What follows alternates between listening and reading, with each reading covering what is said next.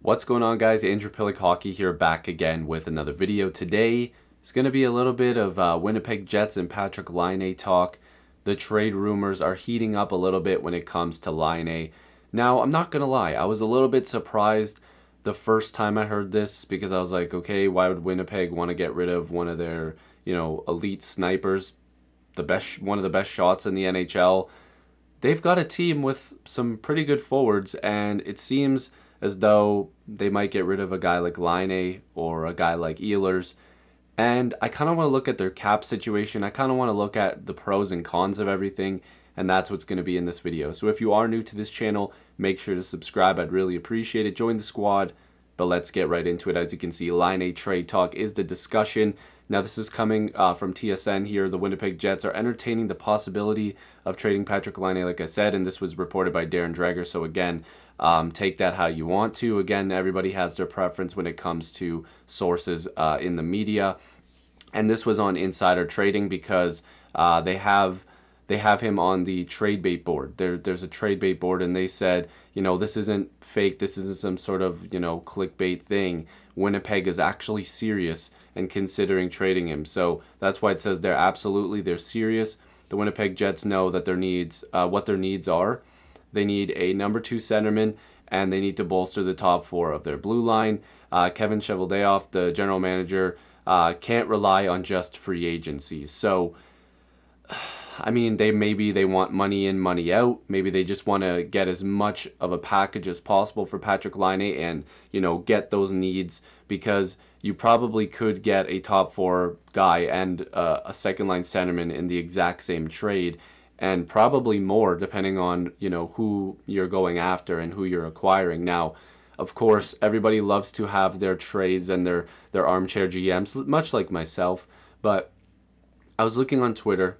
I was reading into some articles. I was looking into some of these trade proposals on Instagram or wherever it is, and I thought, oh boy, people don't understand how much the Winnipeg Jets could get for Patrik Laine. I've seen some pretty terrible offers, and again, this isn't actual offers. It's just people making it up, of course. Like, everybody loves to do it. I'm not going to hate them for it, but the Jets are going to have to hit a home run to trade Patrik Laine. I'm one of the people that don't believe that they're as serious in terms of trading him. I think it's more or less they have to absolutely hit not just a home run. They need to hit a grand slam. They need to get, a king's ransom for Patrik Laine in order for this trade to make sense. We'll get into it here, but obviously he was the number 2 pick, 2016 NHL draft, right behind my Toronto Maple Leafs, who drafted Austin Matthews. Since his debut, he ranks 7th in the league in goals with 138. And, besides some injury trouble, he definitely could have more. The Columbus Blue Jackets and Hurricanes are 2 teams that have expressed interest. And by the way, those 2 teams have the pieces to get that trade done, in my opinion. I think more on the Carolina side, they might have a little bit more and are willing to give up a little bit more. Just basically looking at their team, I think Columbus would like to hold on to their defensemen that they have there. But I think Carolina has a surplus of guys that they could probably move on from.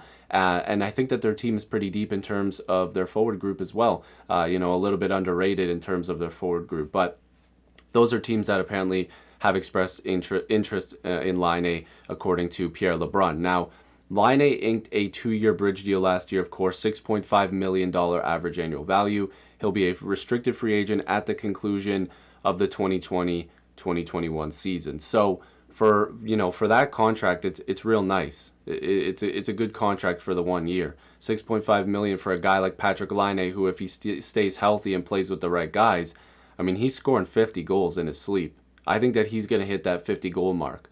So he just needs to play a full 82, especially if they do play that. So during the 2019-20 regular season, Laine recorded 28 goals and a career-high 35 assists in 68 games. Now, let's move on here just to his career statistics. As you can see there, the 17-18 season, he came close to 50 there with 44, and he had 70 points. And, the 63 points in 68 games played, he had some stretches during the season where he just wasn't doing anything, and then he would pop off and score a bunch of goals. And that's the thing. He has the capability of, he scored 5 goals in one game. The guy can score the lights out.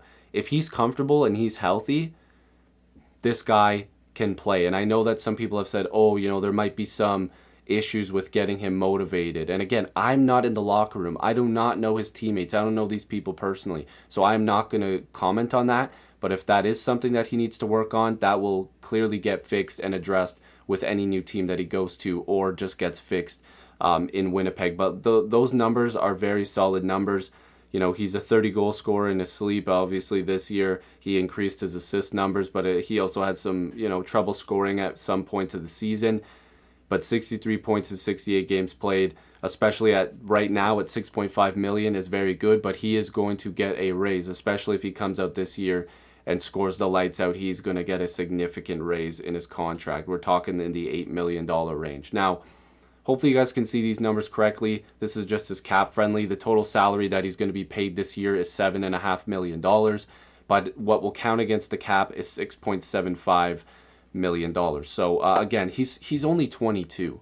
Like, this guy's got so much more to give. He's got so many more goals in him. He is going to score the lights out his whole career. And I don't think that it makes sense for Winnipeg to move on from him. But we have to check out good old cap friendly. Now, hopefully you guys can see these numbers again. They might be a little bit small, but the red and blue, you see that line of red and blue there on their defense, on their goaltending, their forwards. They've got a lot of decisions to make. The top of their lineup is pretty set. They've got Wheeler, they've got Connor, and then there's Laine right there. They've got Scheifele, Ehlers. That's a very solid group right there. That is a lot of depth in terms of scoring, in my opinion. Filling out that bottom six, they've got some guys they need to make decisions on, but they've got a good supporting cast there. Now, they might not have a ton of money to work with this offseason because they also have to work on that blue line. It's looking like, the guy that they had for a little bit there, Dylan DeMello, is probably going to hit the open market. He's going to get a raise. They might not be able to afford it. So Winnipeg's options here seem to be Ehlers or Laine. Nikolai Ehlers already has a $6 million contract in place for years to come. If they feel like they can trade Ehlers and get a really good package back and address some of those needs, maybe they do that. But if they feel like they can address, a significant amount of needs by trading Patrik Laine and already having Ehlers locked into a contract, there might be something behind that. There might be a method to the madness, but I just don't think it makes a ton of sense to move on from him at this point. I really think that there's just so much more that he's going to be able to accomplish.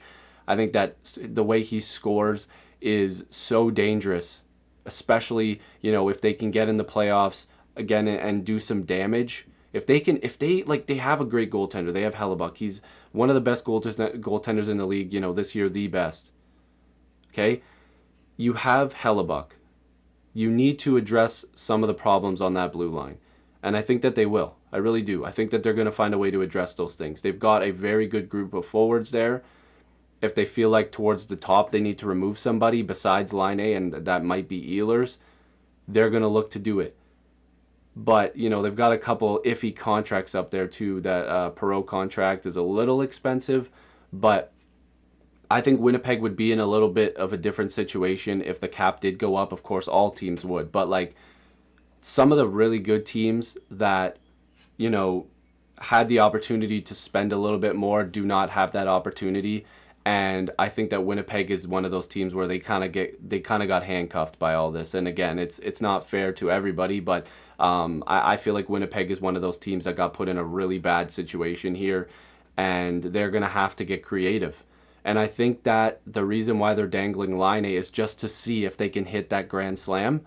But if not, he's going to be a Jet. And I know that seems so simple to say, but I mean, it does make sense. It's like that with any player around the league. Unless you hit a home run with the return, there's no point in trading somebody that young that can put up that many points, because you're guaranteed to get 30 goals out of this guy pretty much. Obviously, he was too short this year, but I'm taking 28 goals and 50 points, or 63 points in 68 games played for the money he's getting paid right now. And I'm also taking that bet next year as well, and then working on signing him, and then you figure it out with the other guys. You try to trade a contract, but that Perreault contract will be off the books. The they're just gonna have to get creative. Some teams that apparently might be interested, Montreal, although they've pulled out of the sweepstakes, even though I think that they're gonna be right back in there if he becomes available and the price goes down a little bit. Columbus, like I said, Carolina.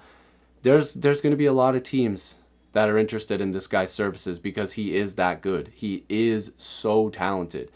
And again, if you can get Laine, if you're Winnipeg, if you can get Laine to fix a little problems in his game, maybe, like I said, I don't know if it is a motivation thing. You're feeling a little bit more comfortable paying this guy a big contract, going into this next deal. Because like I said, it is, especially if he scores the lights out again this year, he's getting $8 million. He's going to get that money. If he puts up another 70 points, which again, he almost did it without scoring in big numbers and scoring, in long stretches he didn't score. If he gets into that 75 point range, he's going to look for $8 million. He's going to look for that big contract. It's tough. This is a very big decision for a Winnipeg team that is right there in terms of, just needing a couple more pieces to be like, okay, boom, we've got the starting goaltender that's capable of being the best in the league, and he has. We've got a forward group that can score, they can pass, they've got leadership there. We need to fill out that bottom six with some guys that can help us take the next step. Some cheaper guys. It doesn't have to be expensive guys. They just need to, and again, it seems a little bit complicated the way I'm explaining it, but I do not think they're as far off as some people do. I think that they just need to figure out those little pieces, and well, I guess they're not really little, but they need to figure out those final pieces, and Winnipeg is going to go on another deep run. They're a good team. They're way too good to trade Patrik Laine at 22 years old. They're just too good. I do not trade him unless you're hitting a grand slam. Let me know what you guys think down below. If you are new to this channel, make sure to subscribe. I'd really appreciate it. Join the squad. Let's get to 8,000 subscribers. Thank you guys so much for all the support lately, and hopefully I'll see you in the next video or stream. Peace.